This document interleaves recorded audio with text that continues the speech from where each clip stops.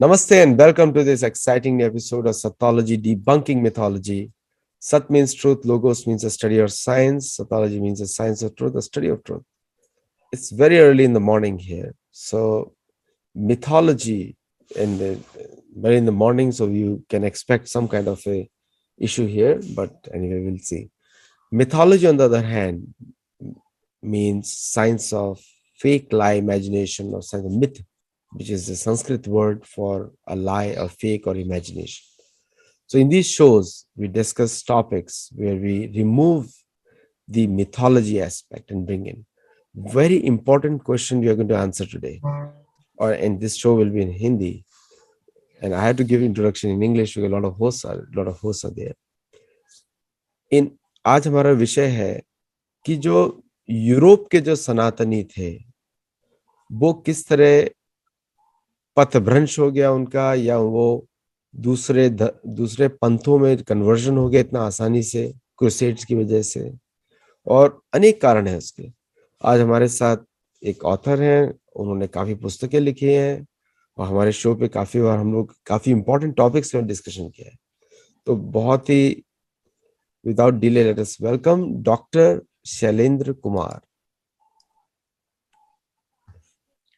नमस्कार आदित्य जी और प्रणाम सभी दर्शकों श्रोताओं को। ये जो टॉपिक आपने चूज किया है बहुत ही अच्छा टॉपिक है, बिकॉज इसके बारे में कभी डिस्कशन नहीं हुआ कि हाँ, नहीं, मैंने कभी देखा ही नहीं। मैंने कभी ऐसा कोई साहित्य भी नहीं पढ़ा जिसमें इस बात की बात हो। तो ऐसे ही पढ़ते पढ़ते मेरे मन में ये भाव पनपा कि भाई क्यों हार गए वहां के सनातनी ईसाइयों से, या ईसाइयों को क्यों नहीं परास्त कर पाए। तो ये विषय मुझे लगा कि बहुत ही रोचक होगा। तो आजकल इस धरती पर सबसे अधिक जिस चीज की आवश्यकता है वो है शांति।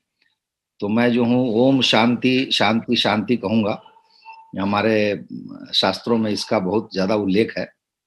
तो मैं आरंभ करता हूँ। प्रश्न ये है कि सबसे पहला प्रश्न तो यह है कि हम उनको सनातनी क्यों कहते हैं। तो मेरी मान्यता यह है आदित्य जी, और जानते हैं आप, कि जब तक ईसा नाम का व्यक्ति, जिसको कि कहा गया कि धरती पर वो व्यक्ति आया, उसके पहले पूरे विश्व में जितने भी लोग थे और उनका जो भी आचरण था, धर्म था, वो हमारे सनातन से ही जुड़ा हुआ था या वैसा ही था। और यूरोप चूंकि हमारे यहाँ से बहुत अधिक दूर नहीं है, तो हम ये मानते हैं कि हमारे सनातन धर्म ने यूरोप के धर्मों को बहुत प्रभावित किया। आपको अभी आपने फ्रांस का नाम लिया था, आपको आश्चर्य होगा जानकर कि रोम उस समय का सबसे बड़ा नगर यूरोप का, रोम नगर की जब स्थापना हुई तो रामनवमी के दिन हुई। आप ये सोच के देखिए कि वहां के लोग कितना अधिक सनातनी थे, सनातन विचारधारा में विश्वास करते थे। जो हमारे यहाँ देव कहते हैं, देव एज इट इज लैटिन भाषा में देव है, स्पेलिंग डीईओ करते हैं उसको, देव। तो हाँ, देव। तो ये सारी चीजें जो है वो कैसे वहां आ गई। फिर मैंने देखा कि मंदिर की निर्माण कला, उसकी स्थापत्य कला, देवताओं की श्रेणियां, हम भी बहुदेव पूजक थे, वो भी बहुदेव पूजक। तो इस तरह से मुझे सबसे पहले तो ये लगा कि वो हमारे जैसे ही लोग थे। और बहुत हद तक लोग कहते हैं कि हमारे यहाँ से लोग गए भी थे, आर्य गए थे। आगे हमारा उल्लेख इस विषय पर होगा कि आज भी जो यूरोप में लोग हैं वो कैसे हमसे जुड़े हुए हैं। कुछ लोगों ने आज शोध किया है और आपको अच्छा लगेगा जान के कि हमारा और उनका डीएनए भी मिलता है। बिल्कुल मिलता है। तो इस प्रकार से हम एक ही कुटुंब के सदस्य रहे हैं, एक ही परिवार के सदस्य रहे हैं, और एक ही तरह के धर्म का आचरण हमारा था। तो ये मेरी स्थापना है कि हम सनातनी थे। अब सनातनी होने के कारण एक साथ आप देखते हैं कि ईसा नाम का व्यक्ति चर्च द्वारा गढ़ा जाता है और बाइबल नामक ग्रंथ उभरता है। उस बाइबल से भी हमें उतनी समस्या नहीं होती है जितनी न्यू टेस्टामेंट से होती है, क्योंकि न्यू टेस्टामेंट को लेके ईसाइयों ने तरह तरह की बातें की और वहां के लोगों का उत्पीड़न किया, उनको मारा पीटा, हत्याएं की, महिलाओं का उत्पीड़न किया, लाखों महिलाओं को जलाया, पुस्तकालय जला दिए, मंदिर तोड़ दिए, मूर्तियां ध्वस्त कर दी। और उनका एकमात्र ध्येय ये था कि एक ही जो पंथ है वो कायम रहेगा धरती पर, वो है ईसावाद। दूसरा कुछ भी नहीं होगा। ये भिन्नता थी। यदि ये भिन्नता नहीं होती, जी कुछ बोलना चाह रहे हैं आप? हाँ, मैं एक थोड़ा सा ऐड करूंगा। जैसे हाँ, आपने पुस्तक लिखी, आपने इसमें बताएंगे भी, और मैंने मेरी जो लास्ट पुस्तक जो भारत में आने वाली गोल्ड ग्लोरी एंड गॉड में, तो वहां मैंने जो एंशियंट ग्रीक्स पे जो मैंने रिसर्च की है, इश्तर, इनाना, सराय काली, ये सब देवताओं के नाम है, डिफरेंट डिफरेंट हमारे देवताओं के नाम है। और वो पूजा 2016 में सुषमा स्वराज ने रोमानी लोगों को रिकॉग्नाइज किया था। वो बहुत लोग अच्छा। राजस्थान से गए हैं, तो वो हाँ। भी काम हुआ है, लेकिन वो पूरा कंप्लीट नहीं हुआ। हम्म। लेकिन ये Franco Germanic tribes, sales tax, sales tax जिनका नाम लेते हैं, ये हम्म। सभी हिंदू थे, सभी हिंदुओं का इनका हाँ। कनेक्शन है, सबका है। अभी आप प्लीज कंटिन्यू करिए, आई वोंट नहीं, इंटरप्ट, मैं इनका उल्लेख करूंगा जो आप कह रहे हैं। प्लीज। उन पर मैं आऊंगा भी, थोड़ा बहुत प्रकाश में डालूंगा इन पर। हाँ। तो मेरी मूल स्थापना यह है कि वो सनातनी थे, लेकिन जो ईसावाद पनपा यूरोप में, वह इतना भयंकर था और इतना भिन्न था पुराने धर्मों से कि किसी को कुछ समझ में नहीं आया कि ये कैसा है जो केवल मारता है, पीटता है, लूटता है और लुटेरों की तरह का समुदाय है। तो ये जो भिन्नता थी वो अपने आप में विस्मयकारी थी, चौंकाने वाली थी। अब प्रश्न ये उठता है कि उस समय की आप कल्पना कीजिए कि जब ये लोग लूट मार मचा रहे होंगे तो उन लोगों की क्या प्रतिक्रिया रही होगी। ये भी हमारे लिए बहुत महत्वपूर्ण है और इस पर हम विचार करेंगे। हुआ ये कि आज एक भारतीय होने के नाते हम जानते हैं कि इतिहास लिखा कैसे जाता है। आमतौर पे आपको पता ही है कि इतिहास विजेताओं द्वारा लिखा जाता है, और ईसाइयों के बारे में कहा जाता है कि वो यूरोप के पूर्ण विजेता थे। मतलब लेश मात्र भी विजय में कोई दोष कमी नहीं थी। इतने इतने बड़े विजयी हो गए कि वहां कोई दूसरा पंथ बचा ही नहीं। तो परिणाम यह हुआ कि ईसाइयों ने जो इतिहास लिखा यूरोप का, वो सिर्फ और सिर्फ अपने तरीके से लिखा, अपने मन से लिखा और अपने ही स्रोतों पर आधारित इतिहास था। पहला तो ये हुआ कि सब आपको ज्ञात होगा कि यूरोप में जो जितना साहित्य था उसका 90% नष्ट कर दिया इन लोगों ने। लैटिन साहित्य का तो 1% मात्र ही संभवतः बचा है, तो उनका साहित्य नहीं बचा। तो पहली बात हमें यह पता होनी चाहिए कि जो सनातनियों का जो संघर्ष रहा होगा, सनातनियों ने जो प्रतिरोध किया होगा, उन्होंने युद्ध किया होगा, उसका ज्ञान हमें नहीं है। और इस कारण से नहीं है कि उनकी पुस्तकों को नष्ट कर दिया गया। अब 3 व्यक्ति हैं जिनका मैं नाम लूंगा, गैलन, सेल्सस और पॉरफ्री। ये 3 बहुत बड़े दार्शनिक या विद्वान थे अपने युग के। इनमें से गैलन जो है बहुत बड़े चिकित्सक थे, चिकित्सा शास्त्र में उनका बहुत अधिक योगदान है। हमारे यहाँ जैसे सुश्रुत कहते हैं, उनके समकक्ष उनको माना जा सकता है, जैसा उन्होंने काम किया है। उसके बाद सेल्सस हैं जिन्होंने बहुत लिखा है, और उसके बाद पॉरफ्री। अब पॉरफ्री की जो रचनाएं हैं, आपको बड़ा दुख होगा जानकर कि अधिकतर रचनाएं उनकी जला दी गई। सेल्सस के साथ भी ऐसा ही हुआ। इन रचनाओं में जो खंडित या आंशिक रूप से हमें उपलब्ध होता है, जो कुछ भी उपलब्ध होता है, उससे हम अनुमान लगाते हैं कि उनका संघर्ष क्या रहा होगा, उनकी मानसिकता क्या रही होगी, सनातनियों ने कैसे उनके साथ उनका संबंध रहा होगा, ईसाइयों के साथ। तो इस विषय पर हम थोड़ा बहुत चर्चा करेंगे। और ये हमारे भारत के का जो इतिहास है उससे बहुत कुछ मिलता जुलता है, क्योंकि हमें भी जो इतिहास पढ़ाया जाता है, बहुत बार ऐसा होता है कि हमारे संघर्ष की उसमें गाथा नहीं होती है।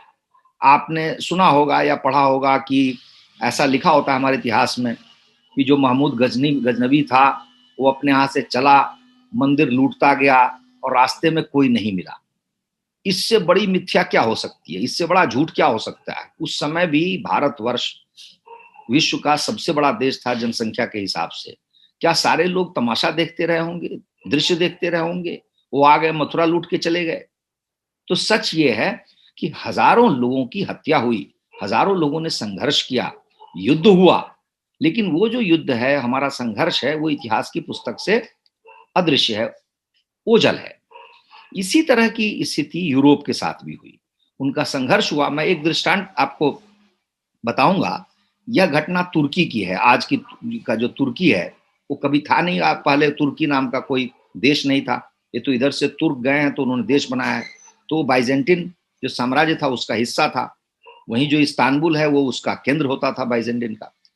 वहां पर एक मंदिर था, उस मंदिर को संभवतः तोड़ा गया और ईसाइयों ने मिलकर वहां मठ बनाया। अब ईसाइयों के ग्रंथ में बड़ा रोचक वर्णन है। वर्णन यह है कि जब वो राजमिस्त्री मठ को बना रहा था तो अचानक उस पर भयंकर आक्रमण हुआ और राजमिस्त्री को उठाकर फेंका गया। और उसमें लिखा है, ऐसा पता नहीं कितना सच है इसमें, लेकिन लिखा है सैकड़ों मीटर दूर उसे फेंक दिया गया। तात्पर्य यह है कि जो सनातनी थे वो अपना आक्रोश या क्रोध या जो भी उनका था वो प्रकट करते थे। कई बार वो भयंकर आक्रमण करते थे और राजमिस्त्री का फेंका जाना था तो वहां के जो सेंट थे और ईसाई थे वो इतने घबरा गए और उन्होंने बाद में उसका चित्रण अपने ग्रंथों में इस तरह किया कि जो मंदिर होते हैं इनके सनातनियों के, मंदिरों में जितने आप देवता देखते हैं वो सारे देवता नहीं, राक्षस हैं। तो राक्षस इसीलिए कहा कि उनका आक्रमण बड़ा भीषण था। लेकिन यह जो भीषण आक्रमण है यह उनके इतिहास में नहीं है, यह इतिहास में दिया नहीं गया, बताया नहीं गया। उसका भी कारण है। कारण यह है कि थोड़े ही सालों बाद चर्च ने ऐसा कुछ इंतजाम किया, ऐसी व्यवस्था कर दी कि एक भी पुस्तक, आप इसको ध्यान से समझिए कि एक भी पुस्तक, एक भी लेख कोई भी व्यक्ति प्रकाशित नहीं कर सकता था बिना चर्च की अनुमति के। कैथरीन निक्सी कहती हैं कि चर्च वस्तुतः जहां कहीं भी साहित्य की बात आई तो एक भयानक छन्नी बन गया। यही उनके शब्द हैं, भयानक छन्नी। मतलब आप कहिए कि हॉरेंडस फिल्टर। उसी फिल्टर से गुजरकर कोई भी लेख या साहित्य समाज को मिलता था और उनका घोषित नारा था ईसाइयों का कि जो कुछ भी ईसाइयों को अच्छा न लगे वो इतिहास में न रहे, जो अच्छा लगे वही उनके इतिहास में रहे। तो पहली बात तो यह हुई कि जो संघर्ष उन्होंने किया वह संघर्ष ईसाइयों के इतिहास में नहीं है। ये घोर निराशाजनक बात है, घोर चिंता की बात है। और इसीलिए आज हम इस विषय पर अपनी चर्चा कर रहे हैं कि क्यों हुआ ऐसा। उसी के साथ जुड़ा हुआ एक और पहलू है कि जब उनकी गाथा ही नहीं है तो हम ये जान नहीं पाते कि उनका संघर्ष कितना लंबा चला होगा, कितने समय तक चला होगा, कब वो वस्तुतः पूरी तरह पराजित हुए, पूरी तरह वो समाप्त हुए, क्या वे पूरी तरह समाप्त हुए या नहीं हुए, क्या गुप्त तरीके से या कहीं छुप छुपा के कुछ लोग रह रहे थे क्या। ये सारे पहलू हैं जिन पर हम विचार करेंगे विस्तार से। तो मैं बताना चाहता हूं कि हुआ दरअसल यह कि सबसे पहले आपको जो रोम साम्राज्य है उसका जो मानचित्र है, नक्शा है, उसको देखना पड़ेगा। उस समय से जो मैंने पढ़कर निकाला है उसमें आपको जो कुछ शहर है वो बहुत महत्वपूर्ण है हमारे लिए।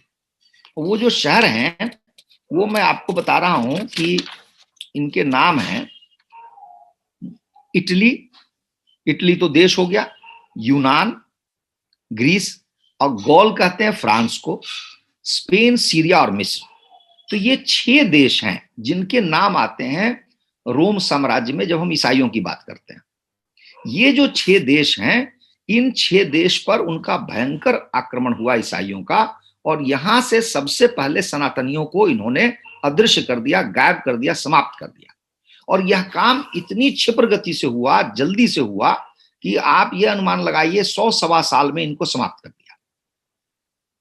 लेकिन अब यहां पर जर्मनी नहीं है, देखने की बात यह है, इंग्लैंड नहीं है, आयरलैंड नहीं है, बेल्जियम नहीं है, ये सारे देश नहीं है, यहां तक कि पूर्वी यूरोप जो कहते हैं ईस्ट यूरोप, वो भी नहीं है।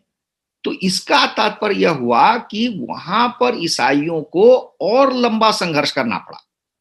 यदि आप इंग्लैंड का इतिहास पढ़ेंगे तो वहां 15वीं 16वीं शताब्दी तक जो सनातनी थे वो अलग अलग रूप में थे, उनसे संघर्ष चल रहा था, वो पूरी तरह समाप्त नहीं हुए थे। तो इसलिए हम ये नहीं कह सकते झटके में कि एक बार में, जैसे कि इस्लाम के साथ हुआ, इस्लाम इराक आया, ईरान आया, कुछ ही वर्षों में, कुछ ही दशकों में पूरी तरह उनको समाप्त कर दिया। यह काम यूरोप में नहीं हुआ, धीमी गति से हुआ, धीरे धीरे हुआ। इसका प्रसार, ईसाइयत के प्रसार में समय लगा। अब देखने वाली बात यह है कि जब 14वीं 15वीं शताब्दी तक जो ईसावाद है वो वहां फैल रहा था, अर्थात जो सनातनी थे वो संघर्षरत थे उनके साथ, तो वो कौन लोग थे जो संघर्षरत थे? क्या वो पूरी तरह समाप्त हो गए? तो मैं 3 तरह के लोगों की चर्चा करना चाहूंगा, आपको बड़ा अच्छा लगेगा आदित्य जी, कि जो 3 हैं उनके क्या नाम हैं, जो उस समय थे और आज भी लगभग वो धरती पर हैं। इनमें जो पहला नाम है वो है, उनका नाम है द्रुइद, जिसको बोलते हैं यूरोप में द्रुइदिज्म। और यहाँ रोचक बात यह है कि द्रुइदिज्म कहते किसको? द्रुइद जो शब्द है वो आपको अच्छा लगेगा जानकर कि भारत का जो एक शब्द है द्विज, वह है। द्विज का मतलब यह है, भारत देश से कहा जाता है कि पुजारी लोग यूरोप गए थे और हमारे यहाँ ब्राह्मण को या जो भी पूजा अर्चना में लगे होते हैं उनको द्विज कहा जाता है। द्विज का मतलब होता है, अर्थ होता है जिसका दोबारा जन्म हुआ, दूसरी बार जन्म हुआ। तो दूसरी बार जन्म कहा जाता है तब जब आप 14 वर्ष के 12 वर्ष के होते हैं और आपको ज्ञान की प्राप्ति हो जाती है और आप यज्ञोपवीत संस्कार से गुजर कर जब निकलते हैं तो आपको कहा जाता है द्विज। अब इसके बाद आपको पंडित पुजारी माना जाता है, आपको समझा जाता है कि आप संस्कारवान हो गए। अब देखिए कि यूरोप में ये द्विज थे और इन द्विजों का मुख्य काम था मंदिर में पूजा करना, और ये आपको इंग्लैंड, आयरलैंड और अन्य देशों में थे और समाज के सबसे अधिक सम्मानित लोग थे। तो इन पर जो आक्रमण था, दुर्भाग्य यह था कि ईसाइयों से पहले जो रोमन साम्राज्य था उस समय के लोगों ने द्विज पर आक्रमण किया और द्विज वहीं से भूमिगत हो गए, छुप गए, छुप के रहने लगे। और आज जब मैं आपसे बात कर रहा हूं तो समझिए 21वीं शताब्दी में और 20वीं शताब्दी के आखिर में अमेरिका में भी इनकी ठीक ठाक संख्या है द्विज लोगों की, यूरोप में भी संख्या है, और ये लोग अब पूजा अर्चना करते हैं खुल करके। और इंग्लैंड में जो स्टोन हेंज है वो इनके पूजा का मुख्य स्थल है, वहां वो जाते हैं साल में किसी विशेष समय पर और वहां पूजा करते हैं। दूसरा जो जो नाम है उसका नाम है मनी, और मनी जो है वह भी वहां पर इसी तरह का द्विज की तरह का एक समुदाय था जिस पर ईसाइयों से पहले ही रोमन साम्राज्य ने हमला किया और उनको एक हिसाब से उनको भी गुप्त हो जाना पड़ा। तो इस तरह के कुछ समुदाय पहले थे जो छुप छुपा करके रहते चले आए, और अच्छी बात यह है कि 2000 साल बाद भी ये पूरी तरह समाप्त नहीं हुए और आज विश्व में सबके सामने सदृश उपस्थित हो गए हैं। तो एक तो जब उनसे पहले के लोग थे जो ईसाइयों से पहले भी पीड़ित थे वो बच गए, तो फिर ईसाइयों के साथ जिन सनातनियों ने संघर्ष किया, क्या वे बचे कि नहीं बचे? तो मैं आपको कहूंगा कि अलग अलग रूप में, अलग अलग स्वरूप में, अलग अलग रंग में वे भी बचे, और विशेषकर बचे वहां जिसको आप पूर्वी यूरोप कहते हैं। इसमें कहते हैं स्लाविक रशिया, जो स्लाव जाति है रूस की, उनमें कुछ लोग बचे, लिथुआनिया में बचे, लातविया में बचे, हंगरी में बचे, चेक में बचे, आर्मीनिया में बचे, पोलैंड में बचे। इस तरह से इन देशों में जो सनातनी थे वो अलग अलग रूप में आज भी जीवित हैं और अपने अपने जो भी उनके संस्कार हैं, अपनी अपनी परंपरा है, उनका पालन कर रहे हैं। अंतर इतना ही है कि चूंकि ईसाइयों का प्रकोप था और शासन ईसाइयों के या चर्च के निर्देश पर चलता था, इसलिए हुआ यह कि ये लोग थोड़े से छुप छुपा के रहे, गुप्त रूप में रहते थे, आपस में बातचीत भी करते तो इनका कोई ना कोई गुप्त तरीका होता था, खुलकर सामने नहीं आते थे। खुलकर सामने ये अब आने लगे हैं। आपके अमेरिका में भी एक संस्थान है जिसपे इन विषयों पर काम हो रहा है, और जिसको कहते हैं वर्ल्ड रिलीजन कांग्रेस, उसमें भी इन धर्मों को मान्यता मिल गई है। तो आज ये धर्म इस तरह से सामने आ गए हैं। तो इस तरीके से आप देखें तो ये पूरी तरह से सनातन नष्ट नहीं हुए थे, जबकि उनके मंदिर गिरा दिए गए, मूर्तियां तोड़ दी गई, लेकिन फिर भी कुछ न कुछ लोग बचे रह गए। पर प्रश्न यह उठता है कि अगर बचे रह गए 1% बचे या 2% बचे, इतनी बड़ी संख्या में ये क्यों समाप्त हो गए, ये क्यों नहीं बचा पाए, क्यों युद्ध नहीं कर पाए, यदि संघर्ष भी किया तो विजयी क्यों नहीं हुए। और हमारे सामने जो दृष्टांत है, जो हम आप सबके समक्ष है, वो भारत का है, क्योंकि भारत पर पहले तो इस्लाम का आक्रमण हुआ लंबे समय तक, उसके बाद में ईसाइयों का हुआ, और इन दोनों जो समुदाय हैं, जो मैं मानता हूं एक ही तरह के लोग हैं, क्योंकि ये दूसरे किसी धर्मावलंबी को के साथ रह नहीं सकते, उनके किसी चीज के साथ अपना सानिध्य या सामिप्य इनको कष्टकारी लगता है, क्योंकि ईसावाद में तो कहा गया है कि हमारा जो गॉड है उसके साथ कोई दूसरा गॉड नहीं होगा, जबकि वहां के जो सनातनी थे वो यदि वे 12, 10, 20 देवताओं को पूजते थे, अगर कोई नया देवता आता था तो उनको साथ में ले लेते थे कि चलो भाई ये भी एक देवता है, उनको कोई कष्ट नहीं होता था। इसीलिए एक रोचक घटना ये घटी थी, जब कॉन्स्टेंटाइन ने अत्याचार किया था लोगों पर ईसाई बनाने के लिए, लेकिन फिर भी कॉन्स्टेंटाइन जो स्वयं जो सम्राट था वह भी पूरी तरह ईसाई नहीं हो पाया, उसे समझ में नहीं आया कि ये ईसाई क्या होता है। तो उसके यहाँ एक परंपरा थी सम्राटों में कि जो सम्राट के जो पूर्वज होते हैं उनके लिए मंदिर बनाया जाता था, उनको सम्मान उनको दिया जाता था। कॉन्स्टेंटाइन ने स्वयं मंदिर बनवाया, और वह समय के जो सेंट थे, वो पादरी थे, उन्होंने बहुत प्रतिरोध किया इसका, लेकिन कॉन्स्टेंटाइन ने कहा कि नहीं, ये हमारा तरीका है, ये हमारी परंपरा है, हम करेंगे, क्योंकि वो पूरी तरह ईसाई हो नहीं थी, या उसको पता नहीं था ईसाइयत होती क्या है, ईसाई होना क्या होता है। यह तो बाद में धीरे धीरे खुला कि ईसाई होने का मतलब है कि आप अपनी संस्कृति, अपनी परंपरा से 100% यानी पूरी तरह कट जाएं, पुराना कुछ भी आपके साथ न रहे। और जैसे इस्लाम में कहा गया है कि अल्लाह किसी दूसरे भगवान या देवता के साथ नहीं रह सकता, जिसको सबसे बड़ा हराम या पाप कहा गया उसका नाम है शिर्क, उसी तरह से ईसाइयों में भी यही परंपरा है। और गॉड ने कई बार बाइबल में कहा है कि हम तो ईर्ष्यालु हैं, मैं ईर्ष्यालु गॉड हूं, और ये आपको शायद पता होगा, लगभग 50-51 बार ये बात आती है पूरे बाइबल में कि गॉड जो है जेलस है, गॉड ईर्ष्यालु है। तो गॉड ईर्ष्यालु किस तरीके से है, वो कहता है कि मैं किसी देवता का चित्र नहीं देखना चाहता, उसकी मूर्ति नहीं देखना चाहता, उसका मंदिर नहीं देखना चाहता, और वो अपने अनुयायियों को आदेश देता है कि इन सबको तुम तोड़ डालो। तो अब आप सोचिए ऐसे के साथ कोई दूसरा कैसे रह सकता था। फिर भी लोगों को वहां समझ में नहीं आता था, उनको लगता था कि चलो ये कोई और भी नया पंथ है और इस पंथ को अपने साथ जोड़ लेंगे, हमारा काम चल जाएगा। लेकिन कॉन्स्टेंटाइन के बाद से या उसके जीवन काल में भी ईसाइयों ने, पादरियों ने ये शर्त रखनी शुरू कर दी कि अब आप पुराने किसी देवी देवता को अपने साथ नहीं रख सकते। और उसी समय उन्होंने एक सिद्धांत निकाला जो सबसे अधिक भयंकर कष्टकारी था। उस सिद्धांत का नाम है कि या तो गॉड है या शैतान है, अर्थात एक ओर गॉड है, दूसरी ओर शैतान है, जो गॉड नहीं है वो शैतान है। तो सनातनियों के जितने देवी देवता थे उनको शैतान मान लिया गया। अब शैतान मान लिया गया तो स्पष्ट है कि आपको शैतान के पीछे तो जाना नहीं है, उसके साथ जाना नहीं है, उसकी आप पूजा नहीं कर सकते, और उसके पूजा पर आपको दंड दिया गया।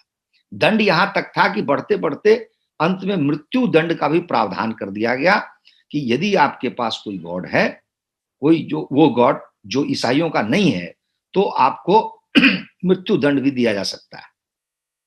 एक समय ऐसा आया, यह भी कम था, जब क्रिसोस्टम नाम का जो एक सेंट है, जो बहुत ही भयंकर सेंट हुआ है, उसका द्वितीय विश्व युद्ध में मैंने शायद उल्लेख किया होगा कि हिटलर ने उसका बहुत प्रयोग किया था यहूदियों के विरुद्ध।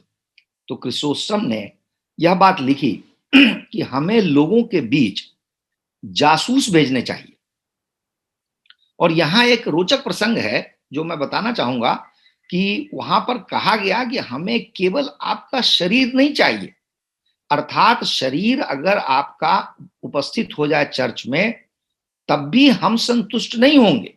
हम संतुष्ट तब होंगे जब आप अपना हृदय और आप अपना मस्तिष्क भी ईसा को दे देंगे। अब इसका क्या तात्पर्य होता है कि हृदय भी दे देंगे और मस्तिष्क भी दे देंगे? इसका तात्पर्य यह है कि आप 24 घंटे ईसा का ही स्मरण करें, ईसा के बारे में ही सोचें, किसी और के बारे में न सोचें। अब इसको प्रमाणित कैसे किया जा सकता है कि मैं क्या सोच रहा हूं, मैं कैसे, मैं क्या मेरा आचरण है? तो क्रिसोस्टम ने जासूसी की व्यवस्था शुरू की, ऐसी भयंकर जासूसी कि घर घर में, परिवार परिवार में जासूस पैदा कर दिया गया। अर्थात एक घर में यदि माता पिता बाल बच्चे हैं तो उन्हीं में से एक को जासूसी का काम दे दिया गया कि तुम अपने माता पिता की जासूसी करो कि क्या कोई और काम तो नहीं कर रहे हैं। और अंततोगत्वा ये जो जाल है जासूसी का, इसने इतना बड़ा रूप ग्रहण कर लिया यूरोप में कि यूरोप के जो राजा होते थे, उन राजाओं ने ईसाइयों के ही जासूसों का प्रयोग करना शुरू कर दिया अपना राज चलाने के लिए। इसका तात्पर्य यह हुआ कि उनके राजकाज में ईसाइयों के जो जासूस थे उनका हिस्सा हो गया। बाद में आप बातें और खराब हो गई, बिगड़ गई कि जो चर्च था उसमें लिखा हुआ है कि चर्च जो है स्वयं वकील, स्वयं न्यायाधीश और स्वयं जल्लाद होता था, एक ही व्यक्ति। यानी पादरी जो है वही, आपको आप परिचित होंगे इंक्विजिशन से, हमारे गोवा में भी हजारों लोगों को मारा गया है, यूरोप में मारा गया है। उसमें ऐसी व्यवस्था होती थी कि जिस पर आपको संदेह हो उसमें जासूसी कीजिए, उसकी भयंकर जांच कीजिए, और फिर पादरी ही ये या फैसला करता था या एक निर्णय सुनाता था कि इसकी हत्या कर दी जाए, या इसका कुछ अंग भंग कर दिया जाए, या इसको जेल में डाल दिया जाए, या जो भी दंड है वो दंड दिया जाए।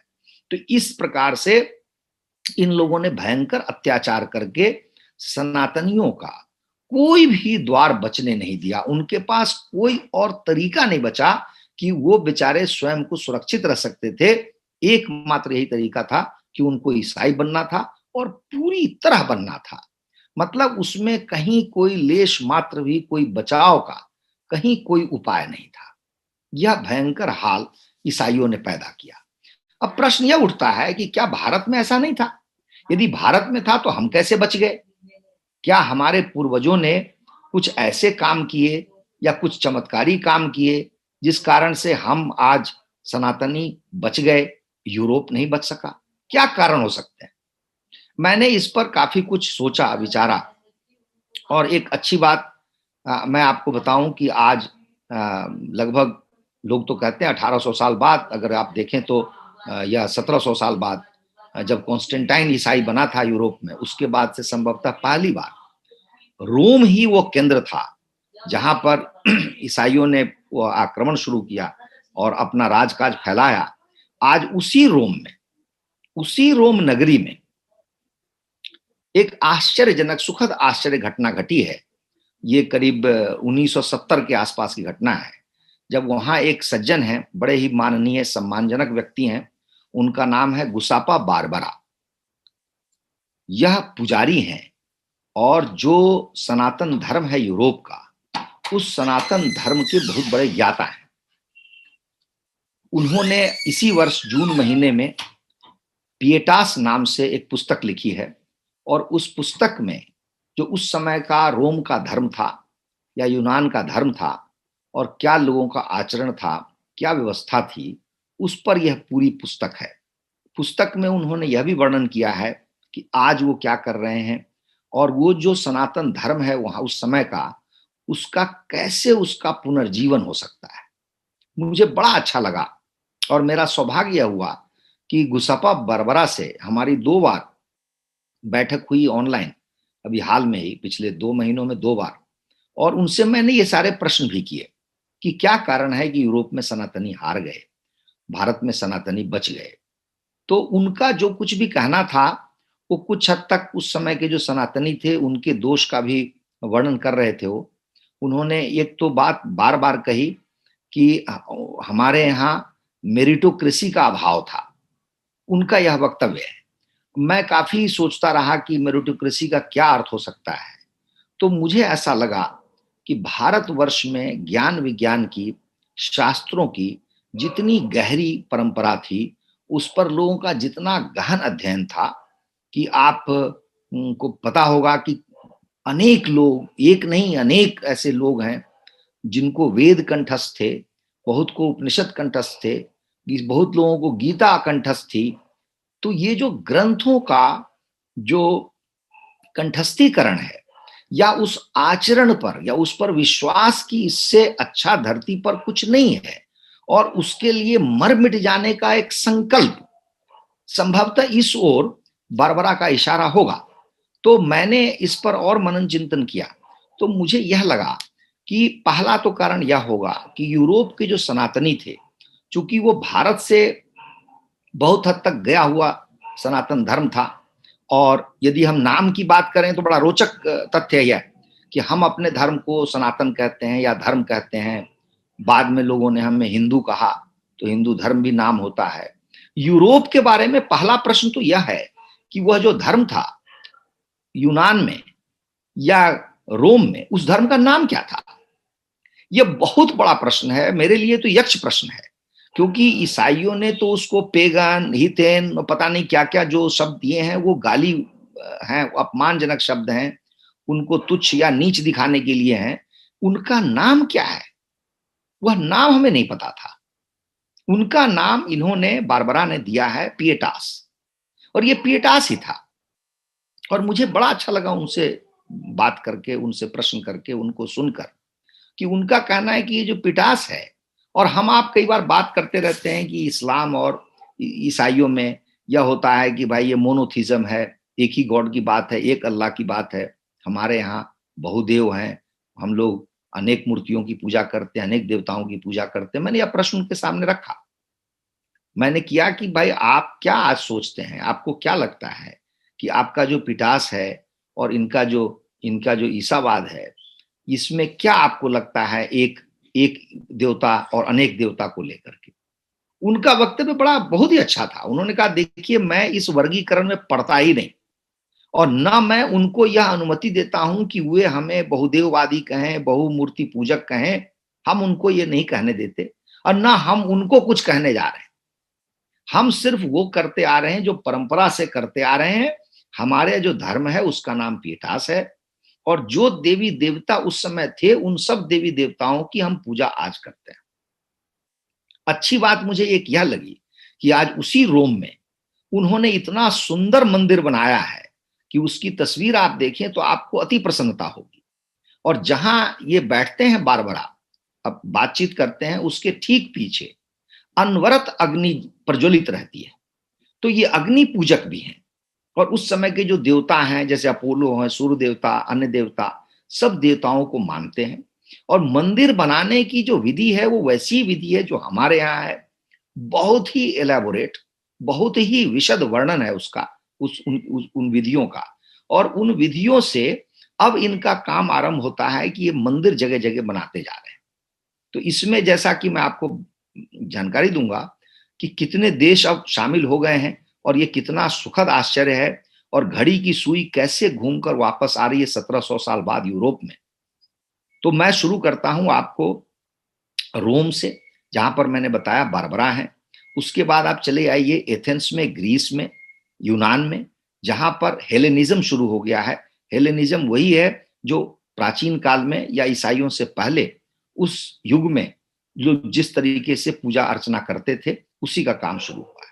उसके बाद में रूस, और रूस से जुड़े हुए जितने भी देश हैं जो स्लाविक जाति के कहे जाते हैं, उनके यहाँ भी जबरदस्त रूप से पुनरुत्थान हो रहा है, पुनर्जीवन हो रहा है सनातनियों का। और वो अपने सारे उन देवी देवताओं को बाहर निकाल रहे हैं, उन देवी देवताओं की पूजा अर्चना कर रहे हैं, मंदिर तक बनवा रहे हैं बहुत जगह, और उसका प्रचार भी कर रहे हैं। कुछ लोग वहां से अमेरिका भी चले गए हैं, अमेरिका में भी उन्होंने अपने हिसाब से कुछ मंदिर बनाए हैं। और फिर आप चेक आ जाइए, आर्मीनिया आ जाइए, इन सब देशों में यह प्रसार हुआ है। यह अधिक समय अभी नहीं बीता है, अभी मुश्किल से 50 वर्ष ही हुए हैं, लेकिन 50 वर्ष में इनका जो अभी प्रसार है और प्रसार की गति है वो बहुत तीव्र है। बारबरा का कहना यह है उनका कि वो कहते हैं कि दो बहुत मूलभूत बातें हैं जिनके कारण लोग हमारे प्रति आकर्षित हो रहे हैं। पहला कारण तो यह है कि चर्च से ईसाइयों का मोहभंग हो जाना। चर्च में ईसाई अब जा नहीं रहे हैं, वहां पर कोई उनका जो रिलीजियस जो टॉक होता है या बातचीत होती है उसमें उनकी रुचि नहीं है। और उस रुचि का कारण जो है वो यहाँ पे दूसरी बात है जिसके प्रति लोग आकर्षित हो रहे हैं, और वह दूसरी बात यह है कि आज की जो आधुनिक समस्याएं हैं लोगों के समक्ष, उनका हल ईसाइयों के पास नहीं है, उनका हल चर्च के पास नहीं है। इन दो कारणों से बारबरा जैसे जो पुजारी हैं या सनातनी धर्मी हैं, उनके प्रति लोग आकृष्ट हो रहे हैं, उनके प्रति लोग आ रहे हैं। तो ये तो एक पहलू हुआ जो मृदु पक्ष हम कह सकते हैं वहां के सनातनियों का। लेकिन जो सनातनी वहां समाप्त हो गए, सनातनी को एक हिसाब से निर्मूल किया गया। आज वो बारबरा कहते भी हैं कि उनको इतना कष्ट होता है, किसी भी आप समझिए अनुष्ठान हो, यज्ञ हो, कोई पूजा हो, उसकी विधि को खोजने को लेकर के कि उस समय लोग कैसे करते थे, तो उनको बड़ा कष्ट होता है। बहुत खोज करनी पड़ती है, बहुत शोध करना पड़ता है, क्योंकि हमारे यहाँ की तरह नहीं है कि परंपराएं भी हैं, ग्रंथ भी हैं, समाज में कुछ लोग भी हैं जो विद्वान हैं, जिनसे आप पूछ सकते हैं, जिनसे आप ज्ञान प्राप्त कर सकते हैं। तो ये असल में ये क्यों हुआ? तो मैं जो व्यक्तिगत रूप से जो बातें कहना जा रहा हूं वो दो बातें हैं। पहली बात है कि भारत में जिस प्रकार का भीषण संघर्ष हमारे पूर्वजों ने किया, वैसा संघर्ष संभवतः यूरोप के लोगों ने नहीं किया। और मैं इसमें सबसे पहले 1857 का जो हमारा स्वतंत्रता का पहला संग्राम है, उसकी तरफ आपका ध्यान खींचना चाहूंगा। हम लोगों को इतिहास में इसके विषय में बहुत विस्तार से नहीं बताया गया, लेकिन सच यह है कि 1857 का जो हमारा प्रथम स्वतंत्रता संग्राम था, वह एक धर्म युद्ध था। क्योंकि उस समय तक ईसाइयों ने भारतवर्ष में घोषणा कर दी थी कि यह देश तो पूरा का पूरा देश हमारी झोली में अपने आप टपक जाएगा और पूरा देश ईसाई हो जाएगा। इसीलिए अंग्रेजी शिक्षा और जो पश्चिमी शिक्षा है उसको भी लागू किया गया और तरह तरह से प्रताड़ित भी किया गया लोगों को।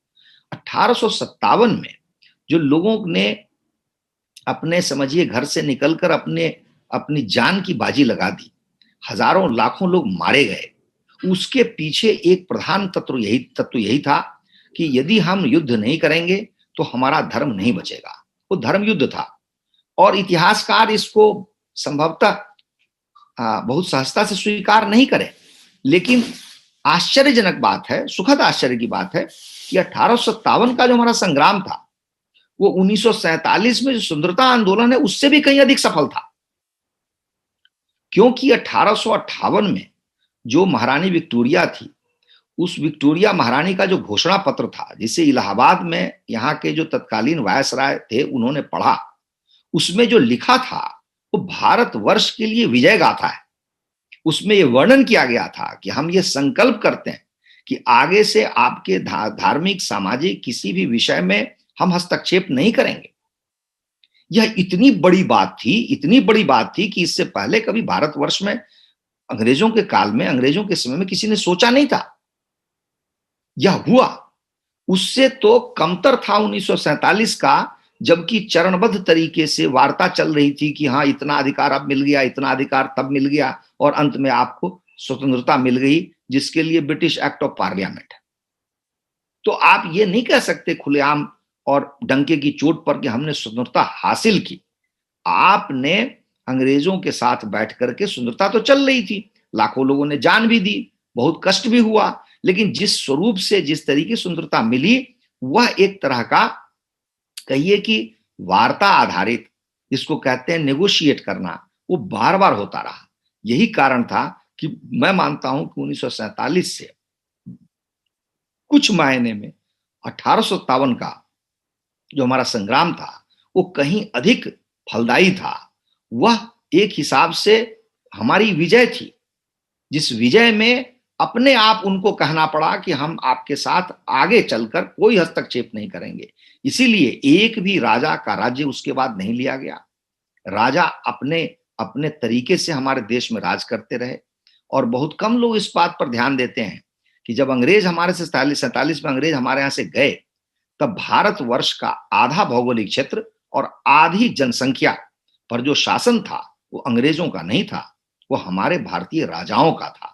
और उन राजाओं के शासन काल में जो शिक्षा थी, जो संस्कार थे, वो पूरी तरह वही थे जो हम चाहते थे और हमारी तरह से लोगों को शिक्षा मिलती थी।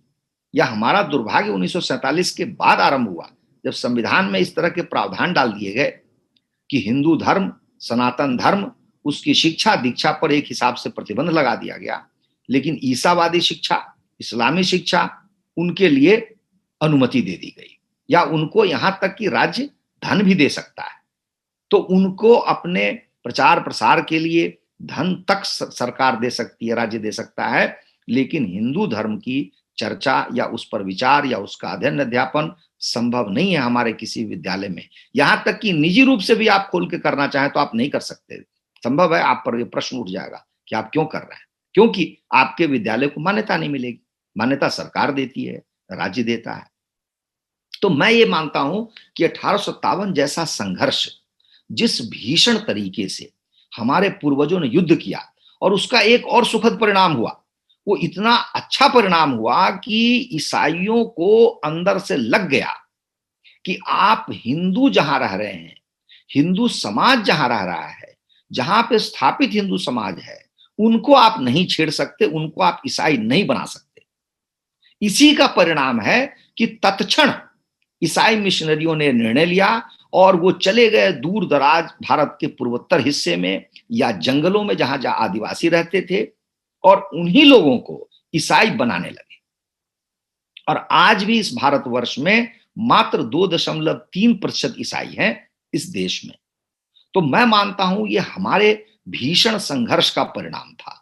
इसी को और यदि आप और थोड़ा पीछे ले चलें तो इस्लाम के साथ भी ऐसा हुआ। जितने लोगों ने जिस तरह का संघर्ष किया हमारे देश में, वही कारण था कि इस्लाम उस प्रकार से नहीं फैल पाया। संसार में कहीं भी एकदम से नवयुवती जो रानी थी, उन्होंने सती नहीं की थी। उनको यह डर था कि हमारा जो राजा पति मरा है, उसके बाद मुझे हरम में जाना पड़ेगा, इससे अच्छा है कि हम अग्नि में जल जाएं। ये जो महिलाओं का त्याग था, बलिदान था, या सामूहिक रूप से जौहर करना, अग्नि के कुंड में गिर जाना, जल जाना, खुद को समाप्त कर देना, यह जो एक तरह का उदात्त भाव था मर मिटने का, स्वयं को बलिदानी कर देने का, यह संसार में और कहीं मुझे नहीं दिखता। इसी का कारण है कि वह संघर्ष में जो तीव्रता होनी चाहिए थी, वो संभवतः यूरोप के सनातनियों में नहीं थी।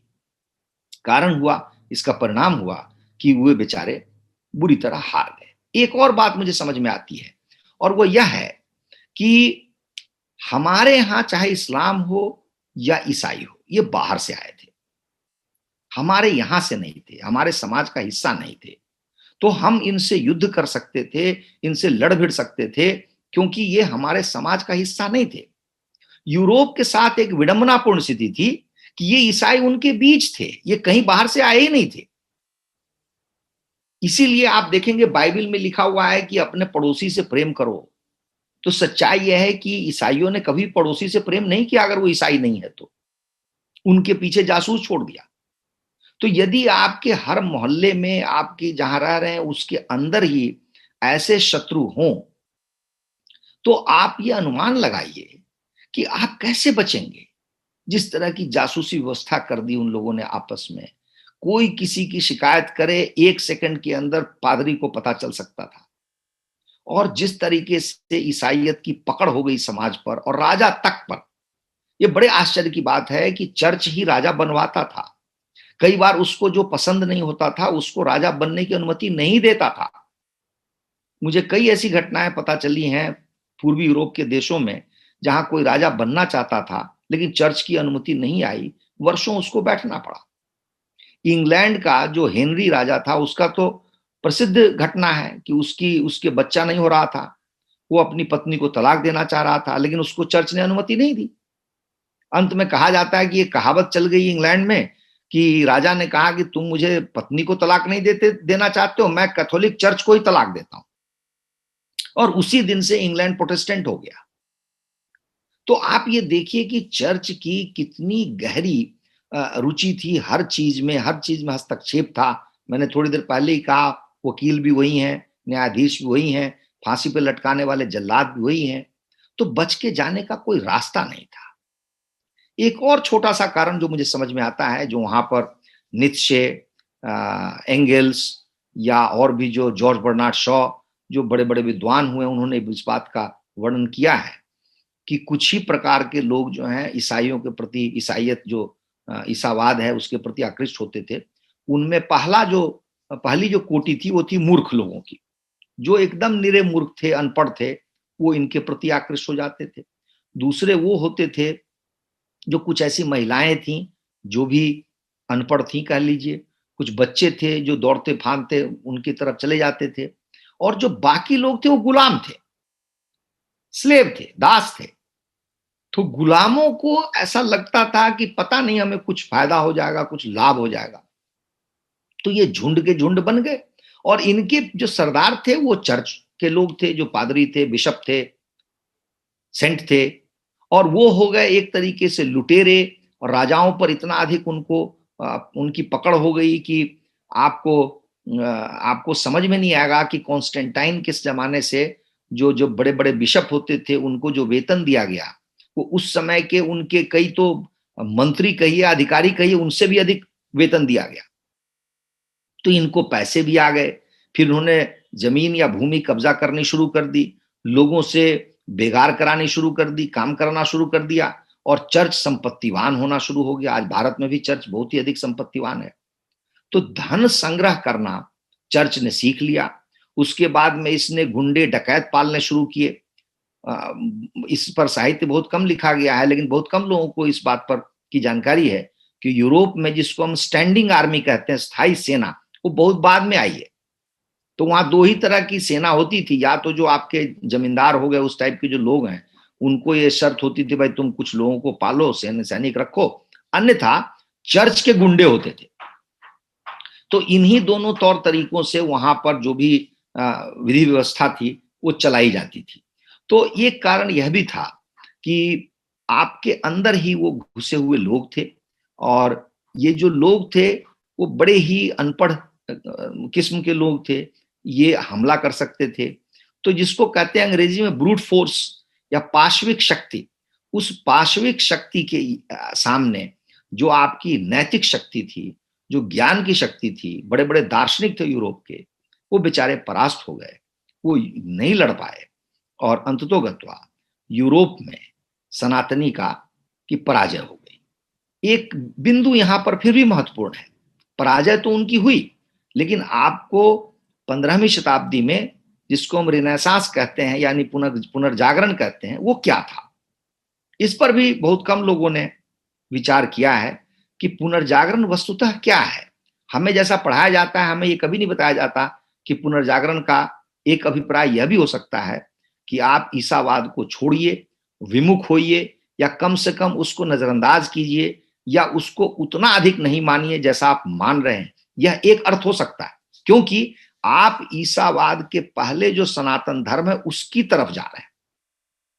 वहीं से चाहे वो व्यक्ति स्वातंत्र की बात हो, नारी स्वातंत्र की बात हो, नारी की गरिमा हो, या आपकी अभिव्यक्ति की स्वतंत्रता हो, क्योंकि अभिव्यक्ति की स्वतंत्रता तो थी नहीं वहां तो चर्च ने सब कुछ बंद किया हुआ था।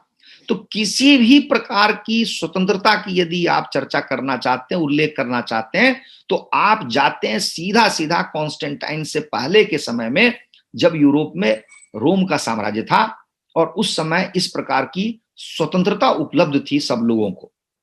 तो मैं मानता हूं कि पुनर्जागरण ईसावाद की पराजय है और यूरोप के सनातन की विजय है। इस प्रकार से इसको देखने की आवश्यकता है। इसी से जुड़ा एक और पहलू है कि इसी के बाद से 16वीं शताब्दी, 18वीं शताब्दी, 17वीं शताब्दी से यूरोप के लोग आखिरकार अमेरिका क्यों गए, क्यों बसने गए, वहां ऑस्ट्रेलिया क्यों गए और न्यूजीलैंड क्यों गए, इस पर विचार विमर्श करना बहुत आवश्यक है। यह जो तर्क दिया जाता है कि धन के लिए गए, दौलत के लिए गए, जमीन के लिए गए, यह बहुत अधिक सहमत होने लायक तर्क नहीं है। यूरोप तो उस समय पूरे विश्व में कॉलोनी बना रहा था, दुनिया से धन लूटकर यूरोप आ रहा था, तो यूरोप में धन का ऐसा अभाव नहीं था। फिर जाने का कारण, एकमात्र कारण धन नहीं हो सकता। तो कुछ हद तक इसमें सच्चाई यह है कि ईसाइयों में जो गुटबाजी हुई, अलग अलग उपपंथ बने या पंथ बने, इनमें इनकी प्रताड़ना हुई, इनको कुछ लोगों को टॉर्चर किया जाने लगा। जैसे आप जानते हैं प्रोटेस्टेंट इन कैथोलिक में युद्ध हुआ, अन्य संप्रदायों में युद्ध हुआ, और जो या तो जो ईसावाद को उस तरह से नहीं मानना चाहते थे उनके, और जो मानना चाहते थे उनके बीच में युद्ध हुआ। तो या जो लोग स्वतंत्रता चाहते थे, जिनको स्वतंत्रता नहीं मिल पाती थी, या जो व्यक्ति चर्च से पीड़ित था, ऐसे लोग वहां से भागे। कौन ऐसा व्यक्ति होगा जो इतनी दूर अपना घर छोड़कर जाएगा? क्या उसको अपना समाज, अपने लोगों से उसको प्यार नहीं है, प्रेम नहीं है, उस धरती से उसको लगाव नहीं है? क्या ये सारे देशद्रोही थे? यूरोप द्रोही थे, इंग्लैंड द्रोही थे, बेल्जियम द्रोही थे, फ्रांस द्रोही थे जो चले गए? इन सब के पीछे कारण यही है कि जो ईसावाद है, उस ईसावाद का एक प्रकार का उसके विरुद्ध किया उन्होंने, उसका एक प्रतिरोध है कि ये वहां गए। और आज यह बहुत बड़ा कारण है कि अमेरिका में बड़ी संख्या में जो ईसाई हैं उन्होंने चर्च जाना छोड़ दिया। वहां चर्च ढह रहे हैं, चर्च की मरम्मत तक नहीं हो रही है, चर्च किसी और काम के लिए प्रयुक्त होने लगे हैं। और ऐसे भी चर्च हैं जिनकी जानकारी मुझे है, बड़े बड़े चर्च जिनको वहां के हिंदू लोगों ने खरीद लिया, उनको मंदिर में रूपांतरण उनका किया जा रहा है। इंग्लैंड में चर्च में पब खुल गया है, वहां पे कॉफी हाउस खुल गया है, क्योंकि उसको बिजली का बिल देने का या बिल भरने के पैसे नहीं है चर्च के पास। चर्च से क्यों मोह भंग हो रहा है? तो इस पर जो दो मेरे मूलभूत प्रश्न हैं जिन पर बहुत अधिक विचार होना चाहिए कि पुनर्जागरण जिसको हम कहते हैं यूरोप का, वो वस्तुतः क्या है। हम क्यों न कहें कि वो ईसावाद का विरोध है, ईसावाद के विरोध में वो उसका जन्म हुआ है। यदि आप माइकल एंजेलो को देखें तो वो जितनी भी मूर्तियां बना रहे हैं, जितने भी चित्र बना रहे हैं, तो ईसाइयों में तो चित्र बनाना ही मना था, मूर्तियां बनानी ही अपने आप में गैर ईसाइयत काम था। क्यों कर रहे हैं वो? यह भी अपने आप में एक तरह का प्रतिरोध है, प्रतिरोध जताने का एक तरीका है कि यदि है तो हम मूर्तियां बनाएंगे।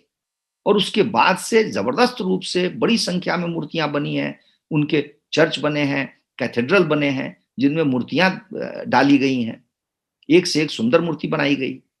तो यह चीज लेखन में आई, या यह चीज व्यवहार में आने लगी।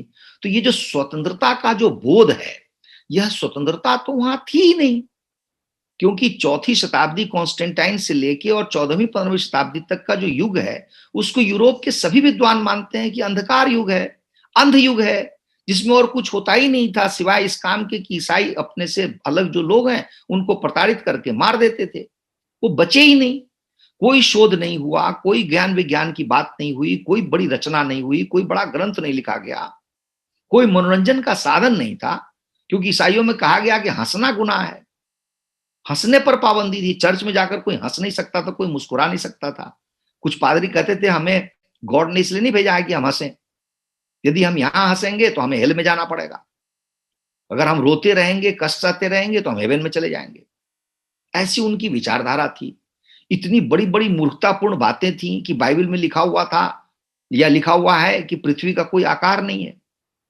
अब आप मुझे बताइए कि कैसा गॉड होगा, उसको हम गॉड कह सकते हैं जिसको यही नहीं पता कि पृथ्वी का आकार क्या है? कहा यह गया कि उसी गॉड ने बनाई है पृथ्वी। जब गॉड ने बनाई है तो गॉड को पता क्यों नहीं है कि पृथ्वी कैसी है?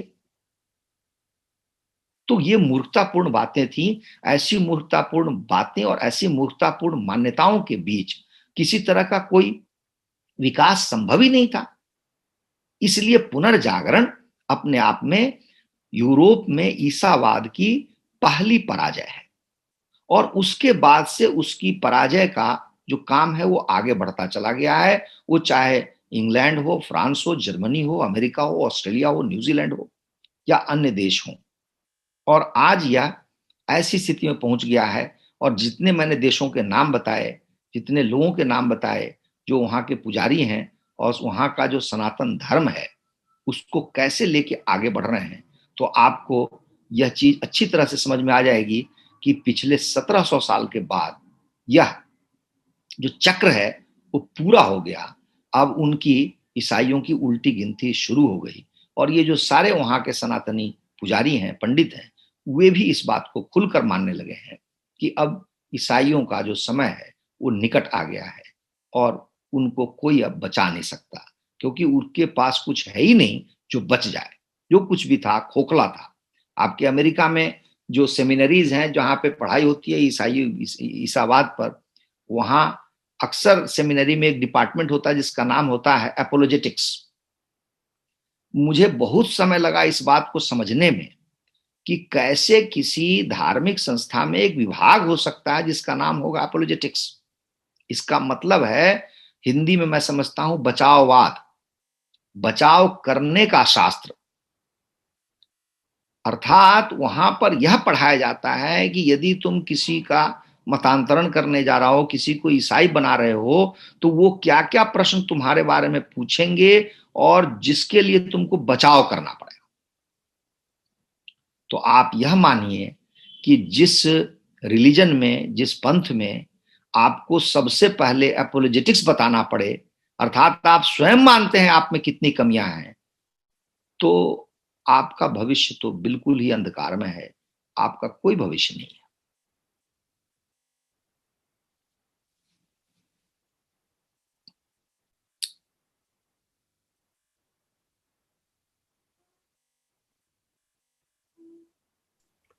आपने बहुत अच्छे पॉइंट्स बोले। और एक पॉइंट जो है रोमानी, आप भूल गए रोमानी। नहीं, रोमानी, रोमानी। हाँ, बोली बोली बोली। जो रोमानी लोग हैं वो आज भी आ, जो यूरोप में रहकर, और उनको बैन किया गया, काफी देशों में बैन किया, जर्मनी में बैन किया, इटली में बैन किया, लेकिन वो आज भी अपनी सभ्यता का पालन करते हैं। उनको वो अभी भी वो मानते हैं कि ये लोग, उनको कन्वर्ट करने की बहुत कोशिश की जा रही है। और यूरोप में आज भी, नॉर्वे में वो बैंड है। एंशियंट जो जर्मेनिक ट्राइब्स है आज भी बैंड है यूरोप में। फ्रैंको गॉल्स जिनका आपने बताया वो भी बैंड है। तो मतलब चर्च का आज भी वहां पर साम्राज्यवाद अभी भी चल रहा है। बिल्कुल चल रहा है, बिल्कुल चल रहा है। देखिए, उसमें मैंने, आपको अच्छा लगेगा कि मैंने एक लेख लिखा हाल में हाँ। रोमानी पर, और मैंने थोड़ा बहुत शोध करके लिखा। और एक तो अच्छी बात यह है कि अमेरिका में ही उस पर अभी सबसे अधिक काम हो रहा है। सबसे अधिक काम और है। हाँ, और ये सारे भारतीय मूल के लोग हैं। उनमें कुछ बड़े विद्वान हैं, कुछ वहाँ के जो सेवानिवृत्त प्रोफेसर हैं, और उन लोगों ने इस पर काफी अध्ययन किया है।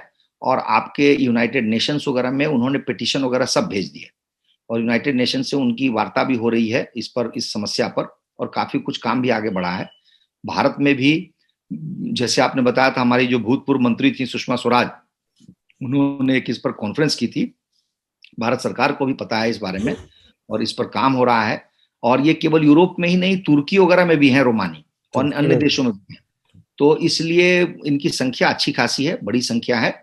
और अभी भी ये भगवान कृष्ण और राम, इन लोगों को मानते हैं। मानते हैं। इनकी जो भाषा है अभी भी उसमें बहुत सारे हिंदी के शब्द हैं। इनकी संख्या आपको आश्चर्य होगा जानकर, अभी भी 1 2 3 4 बोलते हैं ये। हाँ, जो संख्या बिल्कुल। है इनकी वो वैसे ही है। और बहुत कुछ अभी भी उनका जो काम है वो हमारे लोगों से मिलता है, क्योंकि हमारे यहाँ से गए हुए लोग हैं वो। हाँ। वो बिल्कुल भारतीय मूल के लोग हैं। तो इस पर काम हो रहा है। मैंने तो लेख भी लिखा है, कभी कहेंगे तो मैं विस्तार से चर्चा करूंगा। लेकिन अभी आप जो कह रहे हैं वो बिल्कुल सत्य है कि यूरोप में उनकी स्थिति बड़ी दयनीय है। बड़ी कई देन। देशों में उनके साथ बड़ा अत्याचार होता है। और अभी आपको, अभी की बात मैं बता रहा हूं कि कोरोना काल में उनके साथ घोर अन्याय हुआ है। घोर अन्याय, उनको वैक्सीन तक हाँ, नहीं दी गई। क्योंकि हाँ, क्योंकि उनको माना गया कि ये कोरोना फैलाने वाले लोग हैं, लोग ये हैं। गंदे लोग हैं, ये जहाँ पे कूड़ा करकट होता है वहां पे रहते हैं। तो उनको जगह जगह शहरों से हटाया गया, भगाया गया, जो सबर्ब होता है वहां भेज दिया गया। रोमानिया में तो बहुत ही बुरा हाल हो गया था। रोमानिया में काफी रोमानी लोग थे, और वहां उन लोगों को ये भी बुरा लगता है कि कई बार वो रोमानी और रोमानिया में समझ में नहीं आता किसको लोग क्या कह देंगे। तो उन्होंने कहा नहीं, तुम रोमानिया में रह ही नहीं सकते हो, हाँ। क्योंकि तुम रोमानी हो। हाँ। तो ये सब भी बातें हुई हैं। फ्रांस में भी उनके साथ बहुत बहुत अन्याय हुआ है, जर्मनी में भी हुआ है, जैसा कि आपने कहा। तो लेकिन ये है कि अब एक साथ दूसरी तरफ से ये वार्ता भी चल रही है। बहुत सारे लोगों ने इस विषय को उठाया है। और चूंकि ये एक देश का विषय नहीं, ये तो वैश्विक विषय है। मुझे आश्चर्य हुआ जान करके कि इतनी दूर से जाते जाते वो अमेरिका में कैसे और अमेरिका में आपको आश्चर्य होगा जान के कि हजारों हजारों की संख्या में है। नाजियों ने उनको भगाया, उनको मारा, बहुत नाजी हाँ, लोगों ने जर्मनी में मारा, तो उससे और भागकर उन्होंने अमेरिका में शरण ली। यहाँ पर हाँ, करीब और अमेरिका में 15 ही से एक, 20 मिलियन है।